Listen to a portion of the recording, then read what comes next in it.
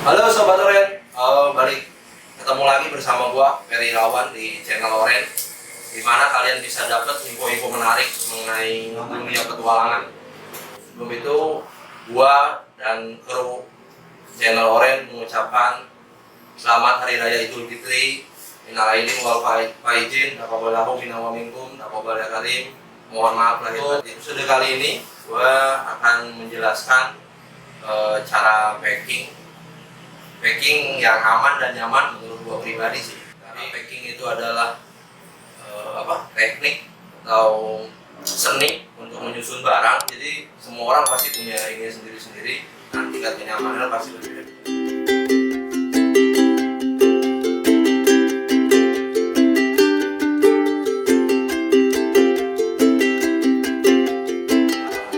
Jadi di sini gua akan ngasih tip dan trik untuk packing, dan kita bedah nih sebenarnya peralatan apa aja sih yang harus minimal kita bawa untuk kita pergi berpetualang, misalkan khususnya naik gunung. Oke, di sini ada beberapa foto display peralatan yang biasa gua gunain buat naik gunung. Nanti itu gua akan kelompokin setiap peralatan itu sendiri. Ada peralatan dari ada peralatan pergerakan yang kita pakai sendiri, pakaian cadangan, terus ada kelompok pakaian tidur, terus personal hygiene atau alat untuk ini, terus ada P3K, nanti ada alat masak, ada berpipa di sini, terus ada alat dokumentasi, ada alat makan. Pembagian rasa kita mulai dari bagian satu itu berat sedang. Isinya itu berat sedang itu pengelompokannya sleeping bag, tenda, sama perlengkapan tidur. Terus yang bagian kedua itu yang cukup berat, isinya alat masak, perbekalan, sama air. Terus yang kategori ringan itu nomor 3 itu kategori ringan, itu makanan ringan, pakaian ganti atau jaket. Terus yang 4 itu yang paling sisi yang 4 itu ini 1, 2, 3. Jadi yang paling berat itu yang lebih dekat ke punggung kita. Terus yang terakhir itu yang quick access atau mudah diakses, itu biasanya kita isi dengan obat-obatan, hand lamp, terus raincoat, mungkin flysheet, alat dokumentasi. Oke. Tadi kan gue udah jelasin tuh untuk pembagian beban berdasarkan kategori beratnya. Nah, di sini nanti ini udah gua kelompokin peralatan tidur. Itu meliputi ada sleeping bag, ada base layer, setel, ada jaketnya juga, dan ada kaos kaki. Oke, ini untuk paket peralatan tidur. Nah, ini matras karet. Ini sangat, yang pertama mungkin pendaki dulunya semua pakai matras karet sebelum ada teknologi alas yang lebih mutakhir, matras karet. Terus ini inflatable atau sleeping pad. Kalau ininya sih sebenarnya ini tuh matras, tapi matras udara lah, bisa ditiup. Ini ditiup. Jadi nah ini yang udah teknologinya lumayan maju lah, ini termasuk kategori yang udah ultralight. Dan ini paket makanan. Jadi semua peralatan itu gua kasih dikelompokin dan ditaruh sak yang biar nggak mudah tercecer. Nah, dan gua pakainya jerigen lipat. Kalau mereknya, gue lupa lah mereknya apa, pokoknya polos. Ini jerigen lipat. Ini kalau kosong bisa langsung dilipat. Ini getter. Getternya sih mungkin dipakai kalau di Indonesia cuma Semeru sama Rinjani. Kalau gue pakai buat pasir. Terus lanjut. Nah, di sini ada cooking set. Ini cooking set untuk berdua lah. Berdua orang. bahan bakarnya sama spiritus. Ini satu lagi cooking set. Kalau ini untuk kelompok berkelompok 3 sampai 5 orang ya mampu untuk.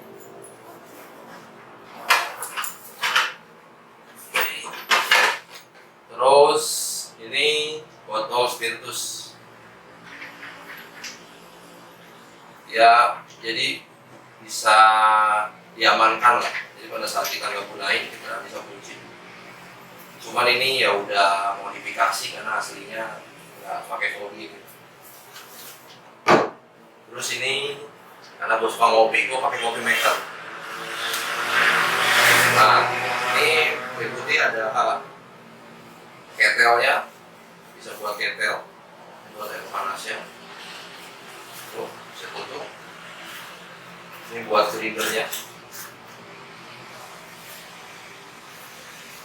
Dan ini ada muknya atau buat gelas juga bisa. Ini kalau gua bawa ini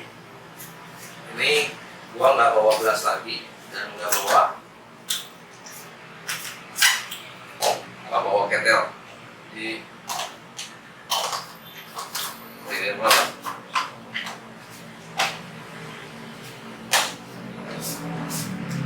Nah, kopi maker yang ini gua ada juga buat cara nyeduhnya, ini pakai V60. Ini kalau nama alatnya sih Tetra-Drip.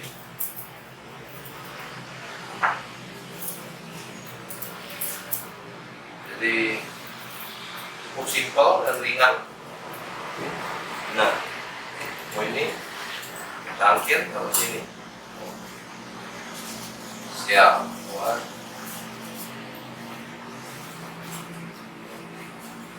tinggal dituang pakai ini. Ini kopinya. Jangan lupa tadi kopinya bawa. Wah, ini kalau bawa kopinya nggak jadi kopinya dong, alat doang. Lanjut, nah ini gue P3K pakai bahannya dry bag karena agar bisa nggak harus di dalam, terus obatnya tetap terlindung dari air, dan bisa gue taruh di luar juga. Jadi kan kalau hujan tuh nggak masalah. Jadi kalau pakai bahan yang biasa gue nggak terlalu rekomen karena kalau hujan kita repot harus lapis plastik dan lain-lain. Pribadi ini kan mudah diakses. Ini sih lebih ke P3 pribadi ya, kebiasaan mau obatnya apa ya kembali lagi kalian biasa mau konsumsi obatnya apa. Nah, ini tumbler atau tempat minum lah ya, tempat minum dari plastik. Ini kapasitasnya 1 liter. Ini gua ada 2. Kalau kalian nggak mau pakai tumbler yang gini, kalian bisa pakai water tank. Jadi kesempatan kali ini gua akan reviewnya menggunakan water tank. Jadi gua nggak usah gunain tumbler lagi. Ini buat minum di jalan. Kalau tadi yang gua jelasin jerigen itu buat memasak. Oke, dan ini untuk alat makan. Ini tangkirnya, terus piring. Gua pilih bahan stainless biar multifungsi sih. Jadi balik lagi ke prinsip peralatan. Maksimum fungsi dan ininya kuat juga dan ringan nih. Terus ini untuk sendoknya. Terus gua ini personal hygiene. Personal hygiene tuh ya alat untuk mandi. Udah pasta gigi, terus cukur jenggot, kumis, ada sikat giginya, dan ini handuk. Sebenarnya bisa pakai handuk yang ringan. Dan ini gua kemas sendiri. Ini sabun cair. Ini untuk sampo-nya. Jadi kemasannya cari yang kecil. Nah ini sabun batangan. Kalau ini dapat dari kalau kalian nginep di hotel dapat dari sabun. Nah, personal hygiene ini gua nggak bawa semua sebenarnya. Kalau pada saat naik kan kita nggak akan mandi juga sih kayaknya. Paling gua bawa alat ini kecil. Gua isiin pasta gigi sama sikat gigi aja sih, gua bawa sama handuk. Jadi cuma segini nih yang gua naik. Jadi ini buat di base camp aja, buat mandi besar lah gitu. Ini terus hemok opsional aja sih, kalian misalkan mau berhemok ya bawa hemok, nah lumayan juga nambahin beban gitu. Memang nggak kepake nggak usah dibawa.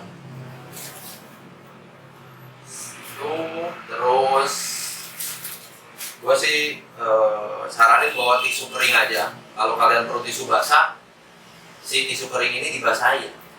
Jadi untuk kan kalau tisu ini lebih bersahabat dengan alam gitu, jadi lebih cepat terurai gitu dibanding tisu basah. Terus gua pakai backpack ini buat tas.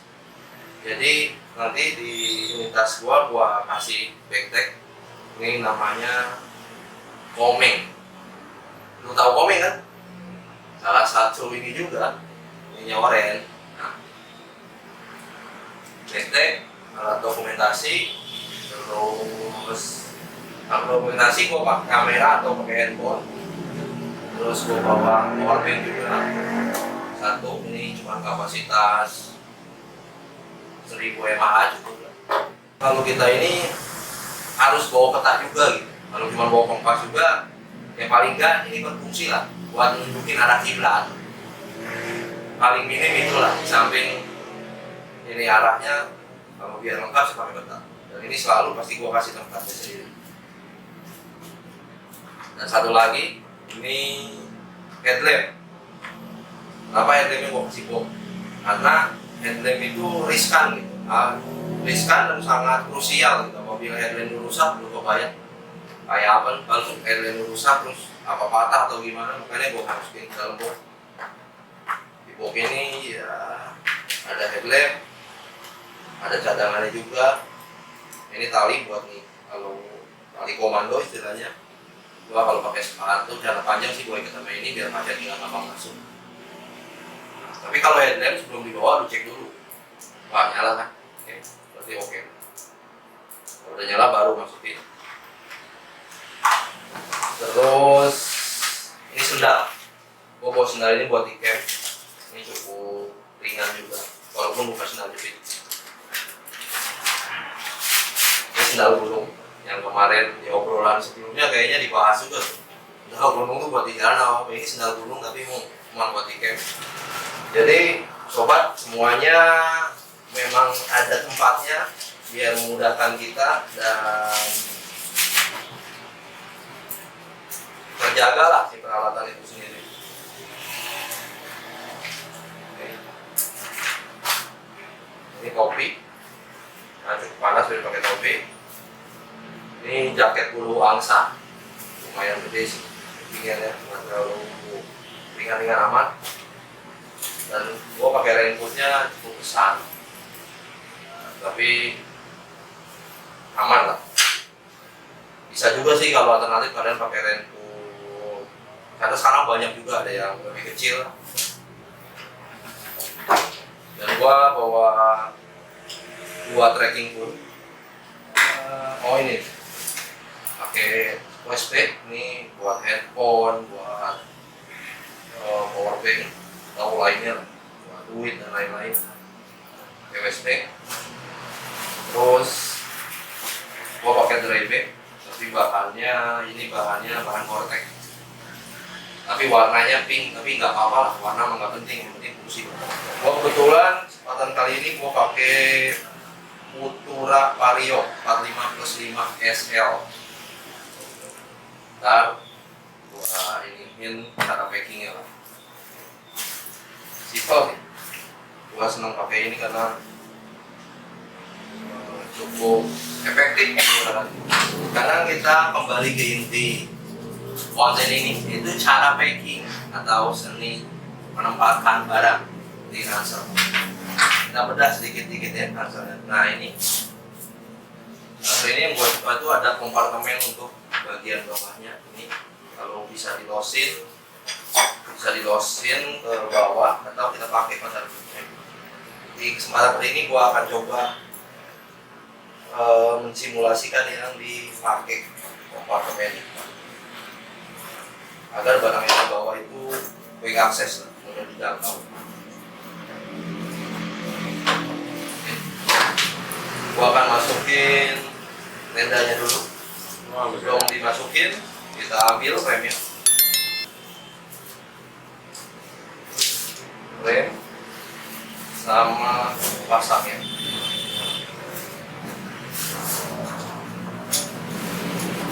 Ini berhubung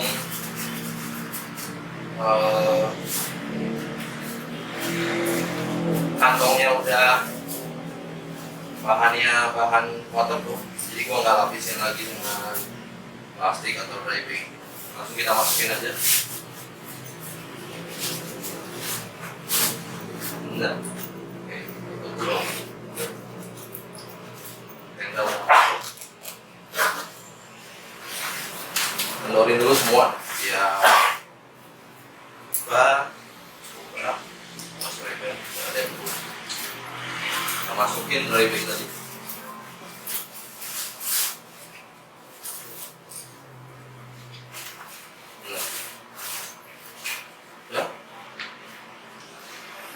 Pertama berarti kita masukin si peralatan tidur tadi, karena peralatan tidur kenapa paling bawah, nanti karena dia dipakainya juga nanti pada saat ikat.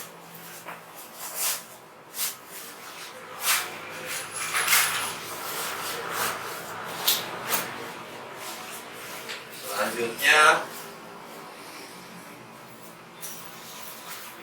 buat masih kelompok peralatan tidur, seperti yang gue bilang tadi, gue akan pakai water tank atau air yang ini, karena ini wadah khusus gue pakai water tank.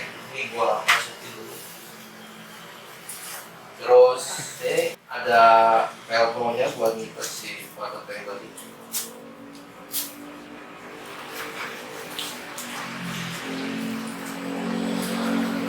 Nah, sebelum kita masukin ke dalam air ini, ini tadi udah kita siapin, kita isi aja ya.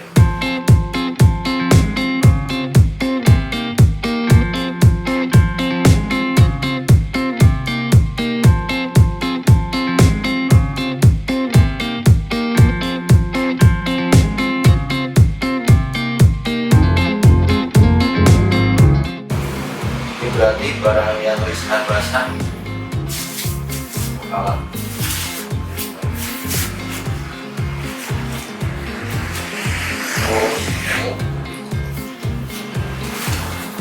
Sama alas tidurnya. Ada yang terlupa, ternyata pakaian cadangan ini masuk. Tinggalan ini.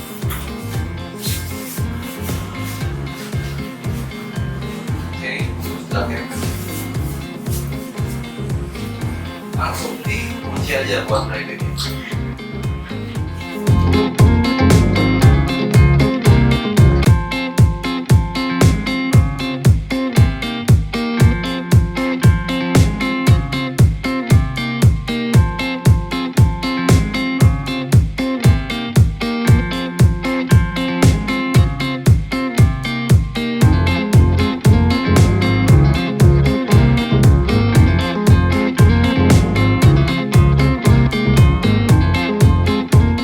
Kita kan masih lumayan nih, belum pada masuk. Gimana cara kita masuk? Ini bisa. Nah, sekarang tadi kan tenda itu masih cukup kosong. Cukup kosong. Kita bisa pilih. Ini flysheet. Mau bawa jaga-jaga buat tamu di dalam hujan. Terus kita punya HP shelter, bawa flysheet juga. Mau masukin flysheet jadi di area yang bawah. Karena yang tadi ada pembatas itu apartemen, jadi bisa juga jadi punya akses lumayan. Dan ini kalau jas hujan bisa masukin sini, atau bisa nanti di samping juga. Jadi mau masukin di samping, jadi biar kalian bisa. Jadi semua fungsi tadi kantong-kantong itu semua ransel itu pasti ada fungsinya. Kalau kalian bisa mengenali peralatan kalian itu pasti si alat tadi pun bisa fungsinya maksimal, jadi nggak usah bawa atas yang terlalu besar.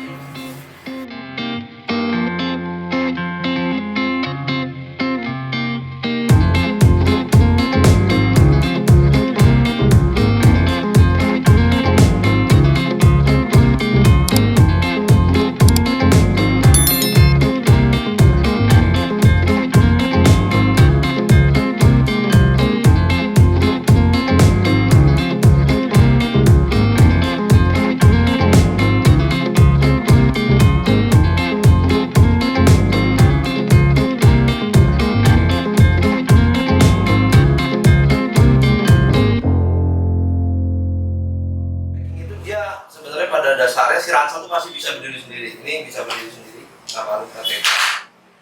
Nah, kenapa tadi saya agak menekan pada saat di posisi yang ini kan lumayan padat. Jadi prinsip packing itu memang harus padat, diusahakan sedikit mungkin ruang-ruang yang kosongnya itu dihilangkan. Ya, walaupun di bagian paling atas ini saya masih punya ruang kosong. Kalau untuk bodinya secara keseluruhan, ya, saya tidak menggunakan matras, tapi saya pokoknya ruang kosong tadi diisi agar dia seimbang tadi. Dia bisa berdiri mas. Nggak harus kita pegangin, dia bisa berdiri sendiri kalau landasannya cukup ini. Terus ini tadi, nah ini tuh shoulder strap ini ada fungsinya. Nanti saya jelasin pada saat dipakai. Ini ada shoulder strap, strap strap atau tali untuk dada ya. Strap itu dada. Terus hip belt ini berfungsi semua. Terus pada dasarnya sih si packing tadi tuh itu tadi harus karena seni ya, jadi setiap orang punya teknik dan kebiasaannya masing-masing. Tapi pada intinya yang harus kita pahami itu berat si ransel itu sepertiga berat badan kita sendiri. Salah satu kecuali kalian punya kemampuan bisa melebihi batas itu, kalau dilatih pasti bisa mencapai mungkin melebihi dari sepertiga berat badan tadi. Kalau berat badan saya 80, berarti sepertiganya saya masih mampu ya 25 masih oke lah, sampai 25 kurang lebih ya 25. Kalau 60 aja kan udah sekitar 20 kilo berarti kalau sepertiga berat badan.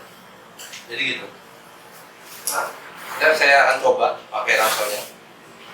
Ini jangan dilempar pakai ransel. Kalau memang kalian ini di sini agak susah, jangan pakai. Ini ada dulu aja.